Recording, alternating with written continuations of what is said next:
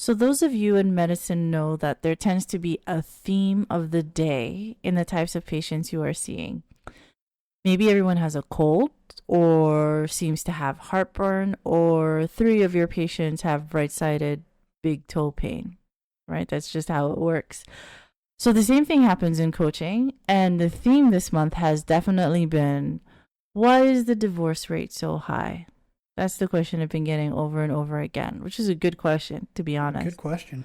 Yeah, and as two former divorcees, let's talk about it. Let's get into it today. Mm-hmm.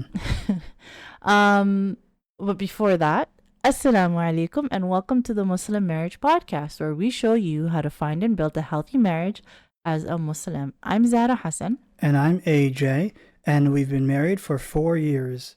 If you like our videos, please comment and subscribe. Ask your questions below or on our website, and you may feature in one of our future videos with your permission. And please remember, everything we talk about can be found on our website, zahrahassancoaching.com. And as a thank you, get your free copy of my compatibility guide available in the links below. And just a heads up that the live webinar entitled Dating App Strategies That Actually Work will be now running only once a month. Spots are limited to keep groups small and interactive. So if you would like real guidance on how to actually use the dating apps, sign up in the link below. So before we move on, did you say 4 years? 4 years. Alhamdulillah. Alhamdulillah. We made the transition. Yes. So this week's episode is going to be talking about, in my opinion, the most important cause of divorce. And next week's episode, we're going to be talking about the second most important cause of divorce. Mm-hmm. So the title is The Importance of Avoiding the Wrong Partner. Yes. I feel like that title has been so workshopped in my head that I don't even know if it makes sense anymore. It does. The importance of avoiding the wrong partner. Okay. There's there's a double negative there, but it sort of makes sense. When you think about it, yeah. It's like you got to think about it. You need a pen and paper. Yeah. Just do the math. Yeah, it's sort of like it's not the importance of finding the right partner. It's the importance of protecting yourself from the dangers. Yeah, because honestly, alhamdulillah, I've been doing this for a minute, and I like my clients and the listeners know, I pay attention to patterns, right? So the data has a list of common reasons of divorce, which there is a correlation there. But what I have seen over the years is that it boils down to two reasons. The first reason is that we are choosing the wrong partner. And then the second reason is that there is a lack of good communication habits or good communication established in the marriage. Given that you can always learn good communication habits, but you can't make the wrong partner the right partner, it is absolutely crucial to choose the right partner the first time. I know what it's like to be married to the wrong person. Right, because that was the issue in our marriage. I mean, not to toot my own horn, but communication was not the issue in our previous marriage. Yeah. Was that the issue for you as well? Communication was the issue for us. Okay, all right. So, but you were married to potentially the right person. Just the issue was communication. No, we found out that it was the wrong person. Okay, and communication. Well, communication broke down because it was the wrong person. There you go. All right, so that's the common reason. So we're going to talk about it a little bit here today, of how to identify that this person you're talking to might be a wrong partner for you, right? Might not be suitable for you. And we're going to do that the way that we always do, by reading a question. This time it's going to be from the Muslim Marriage subreddit. A sister here asks, actually this question was posted quite some time ago, but I think it's still relevant. She says, I got engaged about 3 months ago, and since then I have been seeing red flags only. If I try to talk about something, he says he isn't interested, and thus I stop talking about all the things that I care about. I would like to mention here that I'm a writer, and the books are actually my career, right? So because she stopped talking about books and writing. He doesn't think that they should be friends first, and doesn't feel the need to understand me, and constantly gives mixed signals. Like sometimes he talks very nicely and sometimes he doesn't, as if I am a burden to him. The last straw was yesterday when I mentioned getting admission in a master's after marriage, to which he replied, my father didn't talk to him about it. He also said that if I'm going to study after marriage anyway, then what's the point of waiting? I highlighted the issues that our relationship is not strong and it barely is a relationship, to which he ignored. Now I think I should break off the engagement, but he acts like nothing is wrong and there's no problem and constantly gaslights me. I want advice on how to go about it, how to approach my parents, because these issues don't bother them as much. And I want to give him an idea of how mentally stressed I am in this relationship. What are your thoughts? I mean, it sounds like it's a good idea that she's not married already. Yeah. It's it. I mean, she's already told everyone why marrying him's not a good idea. Yeah. Because she's mentally stressed. What do you think are the issues that are present in this relationship that would be very difficult to work out in marriage? I think it's very rare Mm-hmm. to become mentally stressed by someone that you're not already married to, Mm-hmm. that you plan on marrying, Mm-hmm. because I mean that's a very easy giveaway. Why do it? Why do it? Yeah. Right? The communication broke down easily. That's the problem. He's not interested in discussing anything with her. Yeah.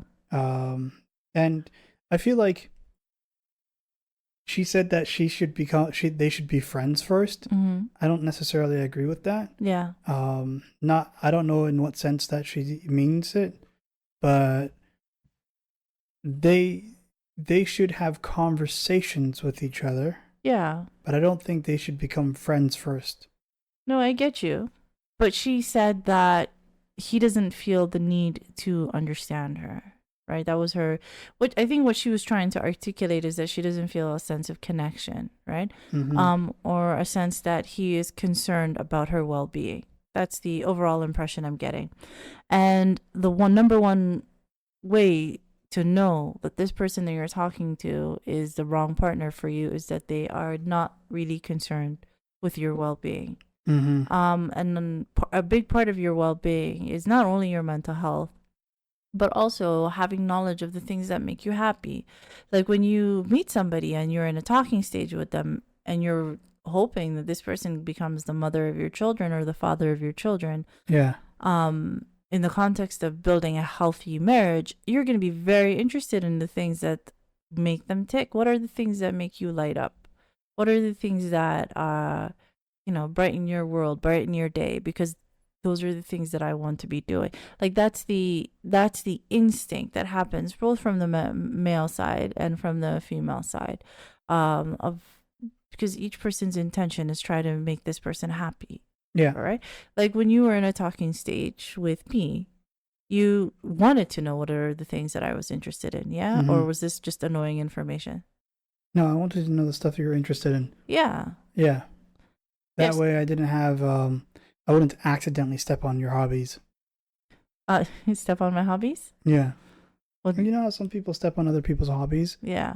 Like if someone likes fishing, you're like, oh my God, you're going fishing? Yeah. That's like peasantry. I think, did I say that exactly? No, I didn't. No, you never said that. Okay, good. Alhamdulillah. No, I just thought this example doesn't apply to you. Okay, good. No, I'm just kidding. But oh yeah. my God, you like to eat food? Yeah. That you make at home? Yeah. It's Couldn't weird. be me. It's weird. Steps on your hobbies, you know? Yeah. So it's like that. So this person is going to be concerned about your well-being, and that is if there was going to be a red flag that's redder than the other flags, that's the reddest of all the flags. Mm-hmm. That the person that you're talking to is not overtly concerned about your well-being. So if they were to get married, let's say this they were to get married, how do you think this relationship would go? Poorly. Like in what sense? It's ironic because she's a writer Mm-hmm. and she's not able to get him to understand her. Yeah. Yeah, people who are writers tend to be introverts and have a very rich internal world. And I know because I like to think of myself as one of those people. And what we look forward to most in marriage, more than anything else, is really sharing that part of ourselves with somebody Mm-hmm. and being seen and having that part be seen. Yeah. So that part being ignored is going to be quite painful. The way that I think that this marriage would go is there would be a pattern of her feeling unheard, of constantly trying to be heard and saying, "Hey, these are the things that matter to me. These are my emotional needs. These are the things that make me happy. These are the things that make me sad. Please see me and please hear me." And I think that there's a potential here that there would be a pattern of him choosing not to see and not to hear and saying, "Hey, that's not important as long as there's I'm providing and there's money and there's a roof or bills are paid. Why stop doing these things?" Right? That's not necessary, because emotional intimacy is not only necessarily, it's uncomfortable. So they would develop this pattern of her trying to be heard and of him not hearing. Eventually, one of two things would happen: is that A, she will stop trying, right? Or B, she'll get louder, right? And when people tend to get louder, they yell, they have petty arguments. Whenever you find somebody, I find, and I'm talking to a couple, and I find that one per individual yells louder, it comes usually from a place of being unheard. Mm-hmm. People who feel unheard yell, right? Yeah. So there would be a lot of conflict. It would either go into deep withdrawal or deep conflict, and I would say that this marriage would not make it out of the second year, Mm. and may or may not make it out of the first year, because the second year is that's the testing year, right? For new marriages. That's how I think that would go. Yeah. And the reason for that would be because the individual that she married, for one reason or another, does not want to hear her. So you cannot communicate with somebody who is determined not to communicate with you. Yeah. Yeah. Does that make It's how streamers call dono wall. Dono wall? Yeah. Explain. A dono wall Yes. is when someone who is watching a streamer Mhm. feels compelled to donate to Oh. them, right? Oh. And typically what these streamers do these days is if you donate a certain amount, and Mhm. usually it's like $5, Mhm. you're able to type a message, and that message will be read out by an automatic voice box. Oh, interesting. And if the streamer doesn't respond to your message, Yes. your donation, it's as if you're talking to a wall. Yeah. So you got dono walled. Okay. All right. It sounds like a condition. Clock it. We have a running joke about the little, is it the thumb and the index finger where the people put it like Yeah, tap it's them this together? new clock it thing. Tap it together? Yeah. And I was just thinking recently, Yeah. if there's got to be one person out there Yeah. whose hands are so dry and ashy Yes. that if he does the clock it tapping, Yeah. it sounds like two rocks tapping against each other. Very interesting. Clock it. You know, the first time that I saw somebody do the clock it is when I understood I am opting out of the lexicon, of the new lexicon. I'm like, I have learned all the words I need to learn. From here on out, I'm opting out. Great. When we were younger, Unsubscribing. we used to be like, we used to think to our parents, how are you guys so delayed? How do you guys not understand any of this new lingo? Like, it's everywhere. Yeah. It's everywhere because we were in school. Yes. All right. Yeah. And there were other kids that would just say it at us, to us, around us. We had no choice but to be absorbed in the culture. Yeah. Even if we're not talking to someone's going to be talking loud enough. Yeah. They're going to be using these words, these terminologies. Mm-hmm. And by context clues, you'd understand it. Against our will. Yeah. It's like if you go to a different country, you're going to learn the language whether you want to or not. Mm-hmm. You know? And so now that we're out of school, mm-hmm. and our social interactions are only as limited as we want them to be, Yeah. we're hanging out with people of our own age. Alhamdulillah. Hopefully. Yeah. You know? Was that an Normally. old joke? Did you make another old joke? No, I'm saying normally Uh-huh. the average adult human Uh-huh. should be hanging out with people their own age, Mm-hmm. right? I guess You we're don't, the exception. Yeah. Well, no, you don't want them to be hanging out with the children. Okay, You I know? get what you're saying. Yeah, same generation. Yeah. Yeah. So they're not going to get an opportunity to be immersed in the culture. Yeah. Yeah. Okay. All right. Once again, that's where communication breaks down. Right. Clock it. Clock it. Clock it. Okay, so just to make sure that I feel like we don't do this very often. In fact, we've never done it before. But I'm going to read a second question, and only a short part of the second question to illustrate if you end up marrying the wrong person, how wrong that can go. I know for many of us, many of the listeners who have been through a divorce, we are well aware of how wrong that can go. But for those of the listeners who are younger and who are going through this process for the first time, we tend to underestimate the potential of other people to really not be good people. Yeah. And when we can overestimate our ability to be able to clock who's who, to be able to understand who's who. Okay, so I think this is an example that illustrates this very well, and I hope the sister is out there somewhere doing well today, In Shaa Allah. She says, Assalamu alaikum. I really need advice from people who are married or have been married. For the purpose of brevity, I'm going to be cutting out large swaths, but just to give an idea, I'm going to read short parts of it. She says, I am a young woman and I got married just 3 months ago to the love of my life. I love my husband very much and we have just started our marriage, but unfortunately we are facing many problems. I have known my husband since I was 18, right? And I thought I knew him inside and out. We discussed everything before marriage and made clear agreements that he agreed to. So this part is very important.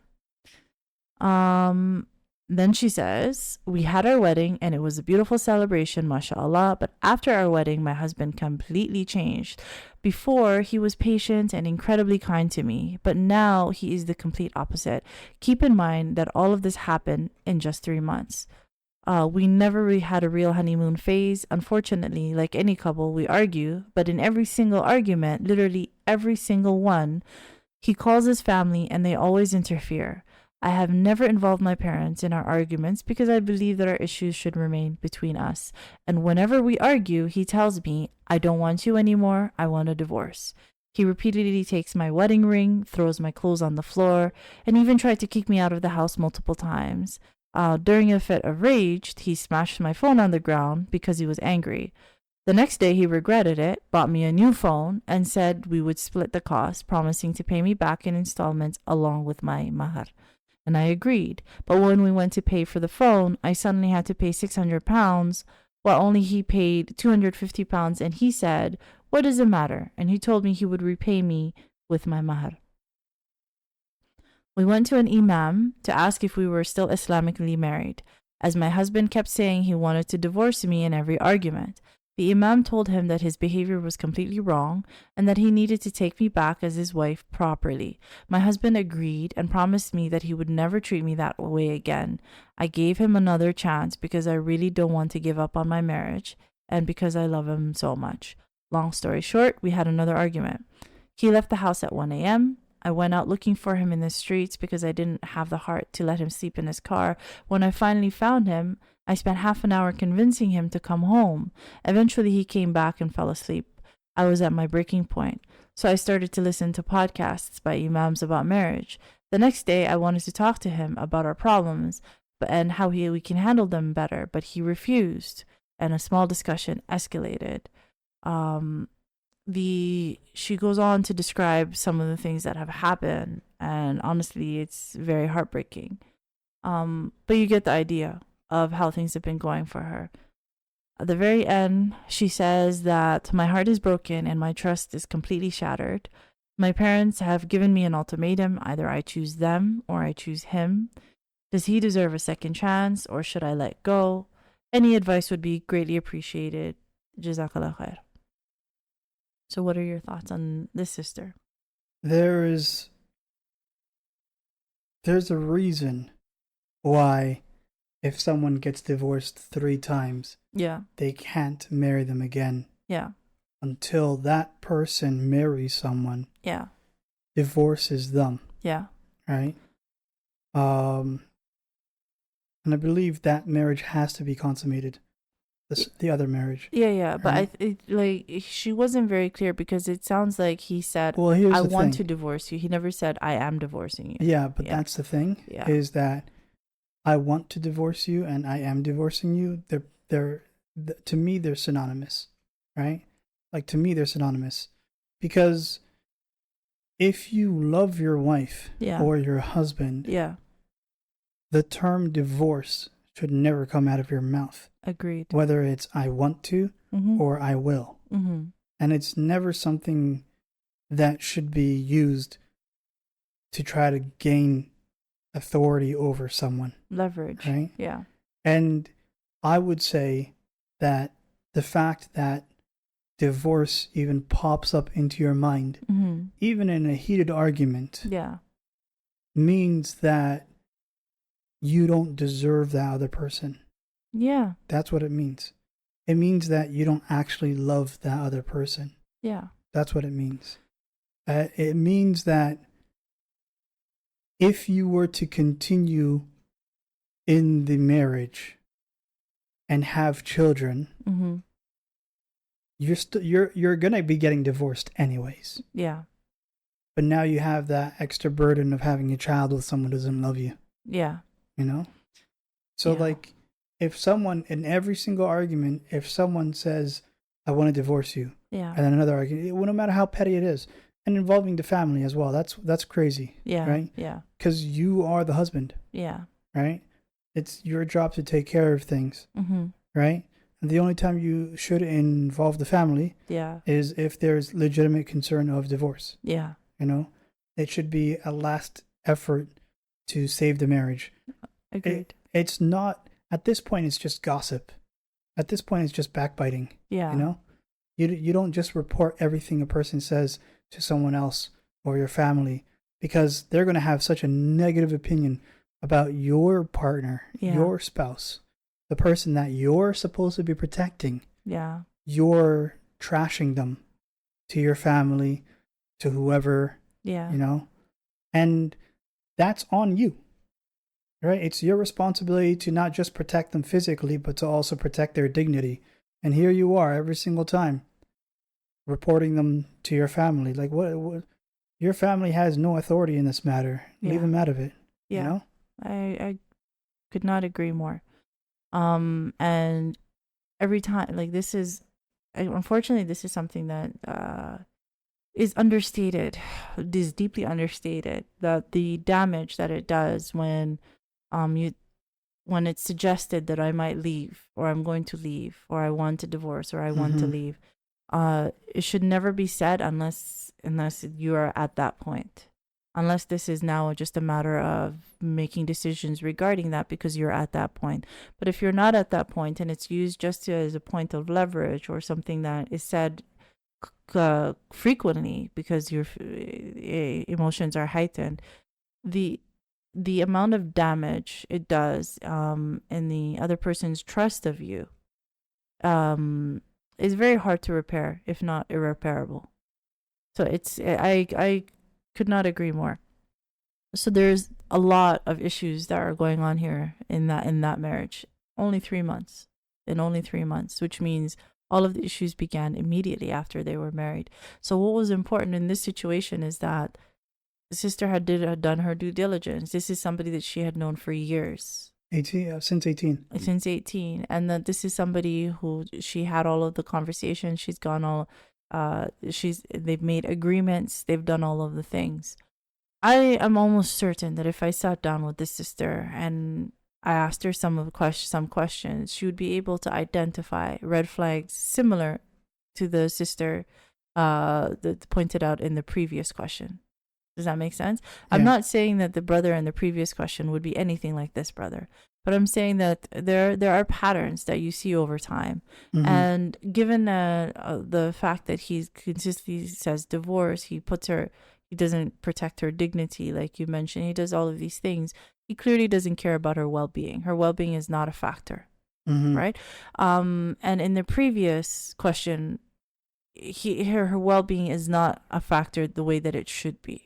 Yeah. So that's the commonality between these two situations. So I just wanted to show the continuity between what seems like a small red flag, the way that it can escalate, and to really take over your life and really put you in harm's way, by ignoring it, by excusing it away, right? So all of that highlights the importance of making sure that you're not only choosing the right partner, but making sure you're not choosing the wrong partner. Now, when it comes to choosing the wrong partner, like we've spoken about, when you're choosing the right partner, like there are four criteria. So you have decided this person is generally a good human being, and I want to decide, like, he's generally safe, right? And I want to decide whether or not this person is right for me. You're in that arena, like you've done your due diligence. This is a safe person. He's not dangerous. Basic things check out, and I want to know if he's right for me. There's 4 things that you take a look at, and we've talked about them so many times. You talk about, number 1, their capacity. Do they have the capacity to build a happy, healthy relationship? Are they compatible with you? If you want to know how to assess compatibility, download my compatibility guide. The link is in the description. So are they compatible with you? Number 3, do they have good character? And number 4, do you have a good connection between the two of you? We've spoken about that at length. There's an episode called How to Choose the Right Partner. Feel free to check that out. On the other hand, how do you avoid choosing the wrong partner? There's 2 criteria. There's 2 things that you really, really want to be paying attention to. The first thing is intention. What is this individual's intention for marrying you? So this is a little bit tricky to assess. And the way that you can understand is by having the overall picture of the context of that talking stage. There are going to be multiple things you're going to be paying attention to in order to be able to identify this person's intention. It's not something I can talk about in one podcast episode. There are whole programs that I have created to be able to teach people how to identify an individual's intention. But let me give you some examples. So ideally, the right person, the good person that you're going to marry, their intention is simply to build a happy, healthy marriage. That's it. The wrong individuals, they have, in my experience, there are 7 different kinds of wrong individuals, each with their own intention. So, and one example is that his intention might be to control you, to have someone accessible to him that he can control in order to make himself feel better. That's a real intention that people sometimes have. Another intention could be financial benefit of some kind, right? So this is something I talk about in detail with clients, that there's 2 different kinds of financial benefit that they might want to get from you. That could be direct financial benefit and indirect, but financial benefit. Another intention that they might have for marrying you is for you to serve as an emotional band-aid. Maybe this is somebody who's getting past a previous marriage or getting over a previous broken engagement. And rather than processing and dealing that information, let me just get married to somebody new, and in this new marriage, I won't have to deal with the separation anxiety, right? So that seems harmless. It seems a lot more harmless, but I have seen too many marriages end for this reason. Another one, and again, this one seems harmless, but it's a real thing that happens.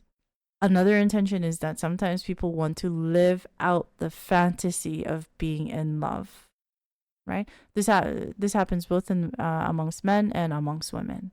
Personally, I call this archetype in love with love, right? So there are people who are really enamored with the flowers and the chocolate and the sitting on the couch watching Netflix, just like the fantasy of it. and they really want to live out the fantasy of it, and that could be their intention. But as soon as the fantasy part of it goes away and the responsibilities kick in, these individuals tend to leave and find a new fantasy, right? I should clarify, the name of the archetype isn't really a personal decision. No. Yeah. It's like if you were to hand someone a loaf of bread Yes. and then say, personally, I call this bread. Explain.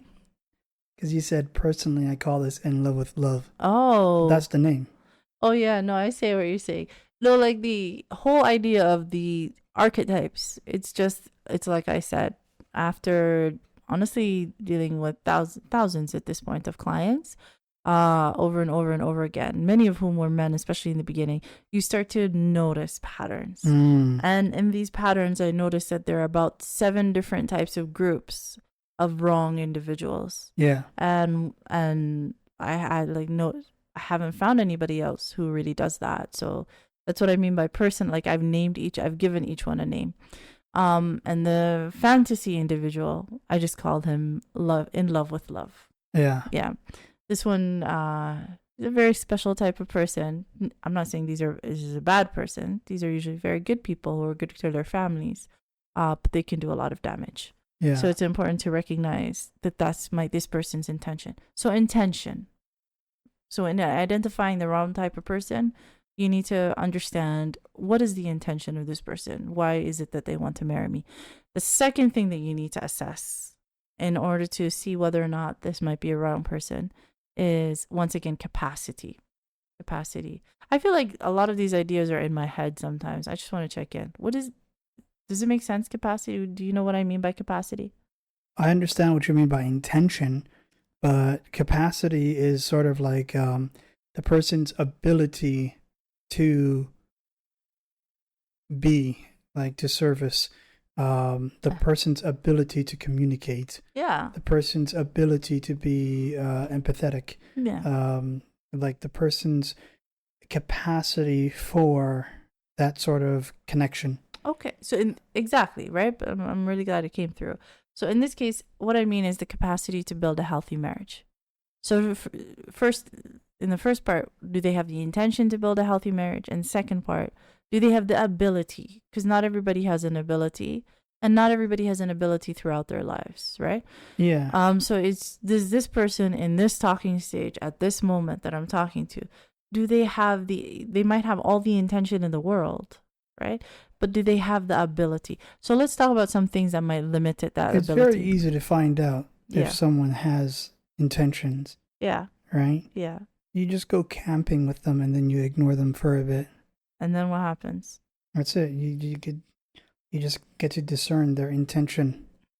Honestly, though, that would probably work all too well, but please don't go camping with random men. Well, no, if you go camping with them, yeah, you guys will be intense. Oh, intense. And then you just shun them. And there you go. Now you know the intention. All right, you got me. You got me. That was devastatingly wonderful. Look, now see, now I have to go put everything back on track. Yeah, you're talking about capacity. You're talking about intention. I have to put it all back on track. Okay, so with respect to capacity, we're talking about their ability to build a happy, healthy marriage. Not everybody has the capacity at all times. Now, we were going to talk about some of the things that prevent you from having the capacity. So one could be deep attachment insecurity. Psychopathy. No, no, please. It's not psychopathy. Attachment insecurity, right? So this is not a mental health condition. This is a reflection of a person's comfort with usually emotional intimacy. Yeah. Right. So, for instance, somebody who is powerfully dismissive avoidant, like very high up on the spectrum, can be very, very uncomfortable with emotional intimacy. And they might have real difficulty forming healthy attachment or healthy connections in the context of marriage. So this might be a wonderful person who wants to get married, who wants to have children, who wants the white picket fence, but they are not aware of how deeply uncomfortable they are with emotional intimacy. And I have that to an extent. You do, but you're not all the way up on the spectrum, right? you're closer to the secure side. So that could be one thing that prevents them from having the capacity. Another could be a mental health issue, and you would be hard pressed to find somebody who doesn't suffer from some level of anxiety or depression in this day and age, given everything I have that's that to some extent. yes, given everything that's going on in the world. But what I'm talking about is anxiety or depression that is affecting their daily life, that's affecting their relationships, especially if it's going unaddressed, right? Because there's still so much stigma attached to mental health issues in Muslim communities, throughout Muslim communities. Many times I'll have a couple and we will discuss this, and the individual having the issue I will have real difficulty acknowledging that that's the issue, right? And if a person cannot acknowledge that I might be having this issue, they're not going to go look for help. So it's going to be very hard to form a healthy relationship with somebody who's suffering from an unaddressed mental health issue that's affecting their daily life, right? They might have all the intention in the world, but that capacity is not there. Another issue, not many people talk about it, but it does affect your relationship and ability to have the capacity, is sometimes you'll come across people who are powerfully codependent with one or both of their parents, right? So that their relationship with their parents goes beyond the norm and is now in the realm of significant codependency. I cannot tell you how much damage that can do in marriages. So this person again might have all the intention in the world. They want to get married. They want to build a happy health. They don't want to control you. They don't want to use you as an emotional band-aid. They want to build a happy, healthy marriage with you. However, there is this issue where they're very codependent with their parent, making it them unable to form healthy attachment with you, or unable to put up healthy boundaries with their parents so that you can actually build a family, right? So that capacity again is limited. And again, we can go on and on and on. There's so many different reasons. But it's important to be able to learn how to assess a person's intention accurately and to assess a person's capacity accurately. These are some examples, and just in listing some of the examples, we have already gone way over time on this episode. So it's not really something, it's hard to discuss it in the context of a podcast episode. This is something that we go into detail in the live webinar, the free live webinar, Dating App Strategies That Actually Work, where the strategy is primarily centered in learning how to recognize wrong partners, right? And in there, it will also be discussed in more detail in a program that I'm very excited about, that I've been working on for a while now, especially over the last couple of weeks, but for a while now. And I will talk about that more, In Shaa Allah, make an announcement during the next episode, Monday's episode. So the next episode for single people, Monday's episode. In Shaa Allah. In Shaa Allah. Hopefully that part was clear. So just as a quick, TLDR, the most common cause of divorce is choosing the wrong partner. And the ways in which you can avoid choosing the wrong partner is making sure that you're paying attention to a person's intention of why they want to marry you and their capacity to be able to build a healthy marriage in the first place. If you want more information about that, we can talk about that in the webinar. You can always also reach out to me by commenting down below or in all of the other ways that I'm on the internet. Is there anything we're missing? No. We're all set? I think you and I have a great connection. Oh, alhamdulillah. Just now or in general? Alhamdulillah. In general? Yeah. Okay, all right. On that lovely note, if you haven't, so Jazaa K'Allah Khayr, thank you so much for listening. If you've made it this far into the podcast, we appreciate you definitely more than we can say. So Jazaa K'Allah Khayr. If you haven't subscribed to the YouTube channel, please subscribe. I know we have so many listeners, wonderful listeners on podcast platforms. If you could go on to their YouTube channel and also subscribe, that would really help us out. If you have already subscribed, I think we really appreciate you. Right now, I think we're all 295 of you. Every time somebody subscribes, it's a mini celebration in our house, and I think that's gonna go on for a long time. If you haven't gotten your copy already of the compatibility guide, it's in the description below. And if you would like to sign up for the free live webinar, again, in the description below. Jazaa K'Allah Khayr. Thank you so much for your time and have a wonderful week. Assalamu alaikum. Wa alaikum salam.